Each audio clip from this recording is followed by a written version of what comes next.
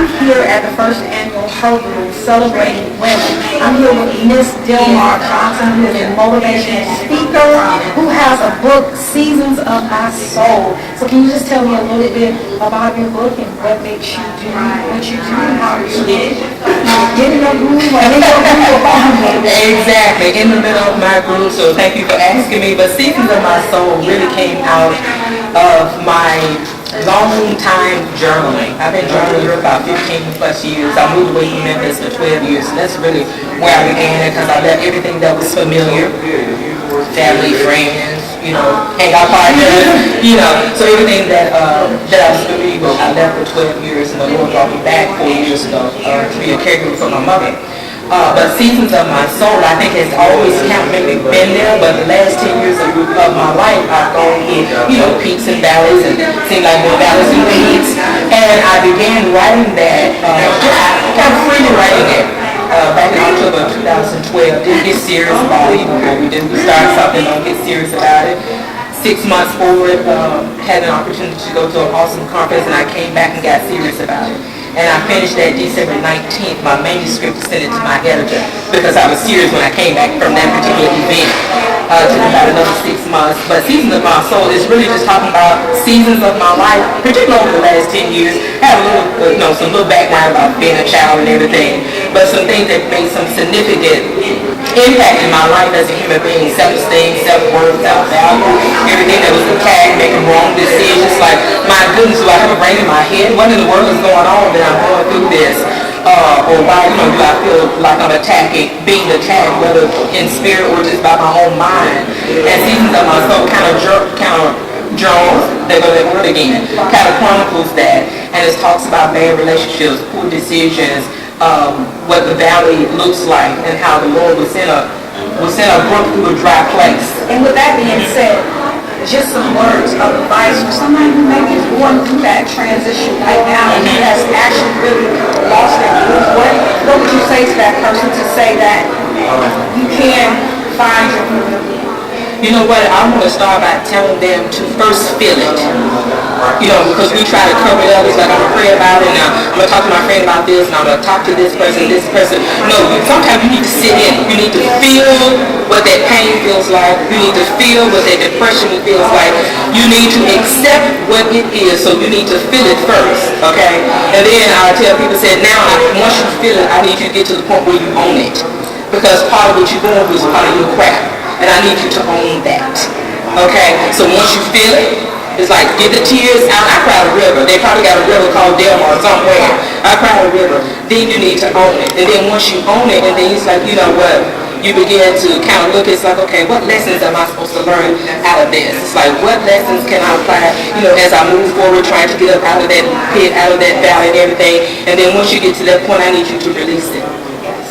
Release that unforgiveness.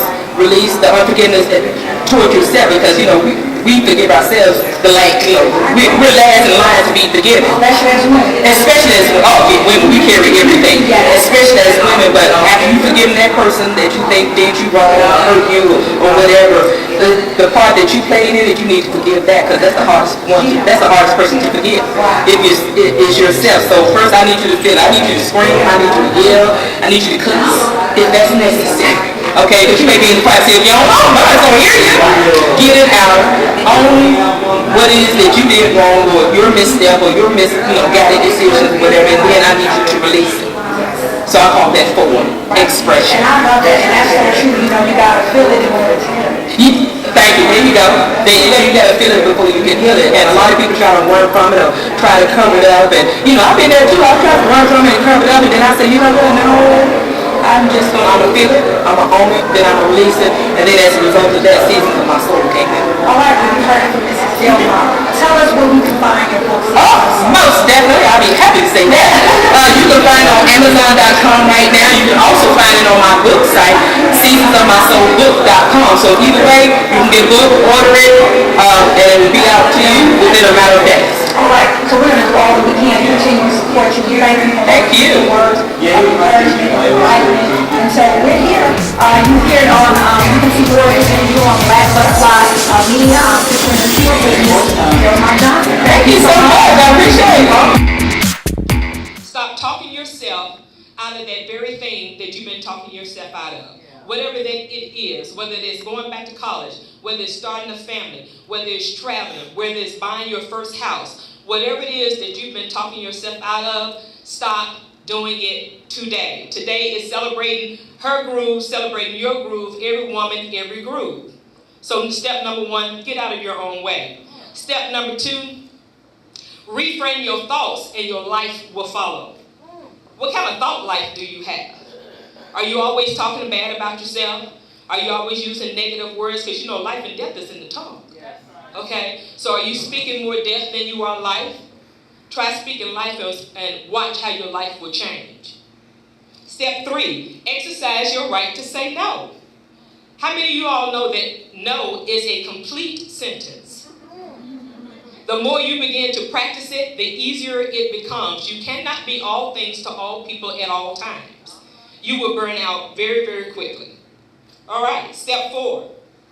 Access resources that is available to you now to help reinvent yourself. You coming out to HerGroove, that may have been your first step to accessing people that you may have never had access to before. Or learn about social media and WordPress and stuff from Megan and Lois. So this may be your first step in doing that. Step 5, treat yourself with respect and honor who you are. You know the age-old adage says that we teach people how to treat ourselves. So if you're teaching yourself crappy, guess what? Other people are going to teach you crappy. If you teach yourself with respect and honor who you are, then those are the people that you're going to attract to yourself. All right?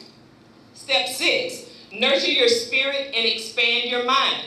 How do you do that? Reading a book. A lot of people don't read anymore. You know, reading is still fundamental. Reading a book. Start walking. Journaling. Journal your thoughts out. I've been doing it for 15 years. That's where a book came from out of me. It works. Do yoga for the first time. Begin to do something different to nurture your spirit and your mind.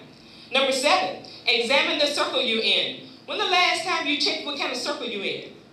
Or the people that you've invited into your circle? So I got 3 questions I want you to ask yourself. Does your circle add value to your life? Does it increase your knowledge base? Does it empower and encourage you to pursue your dreams? If some of those questions, you said no, well, you may want to check who's in your circle. Enrich your circle and you enrich your life. Step 8, stop looking for permission and validation for your life and to live your dreams. Validate yourself. All of us are human. All of us want a level of validation. I get that. But you cannot live your life waiting for somebody to validate you to live your life and to work your dreams. Stop sitting on your dreams, everybody. Stop waiting for somebody to give you permission to be happy and to live your dream and your life. And step 9, speak well of yourself. That kind of go back to your thought life a little bit. Speak well of yourself. And I want you to do this, and I'm going to close it out. I want you to do this for me, if you will. Anything that follows the words I am is going to come looking for you. So if you've been saying I'm broke, I am tired, whatever other negatives that may come after that, anything after I am is going to come following you. So I want some good things to start following you. So if you join me, this is kind of interactive toward the end. I am worthy. I am valuable. I am focused. I am empowered. I am a finisher. I am blessed. I am forgiven. I am full of purpose, passion, and destiny. Doesn't that sound a whole lot better than I'm broke and I'm tired? The more you speak those things into your life, the more you begin to see them. So I'm going to end it with this. This is one of my personal I ams. I am anointed and appointed. I am an anointed and appointed global speaker, positioning others to be enriched, empowered, and equipped to go to new heights. I'll leave you with this. You walking in your greatness frees others to do the same. I see your groove.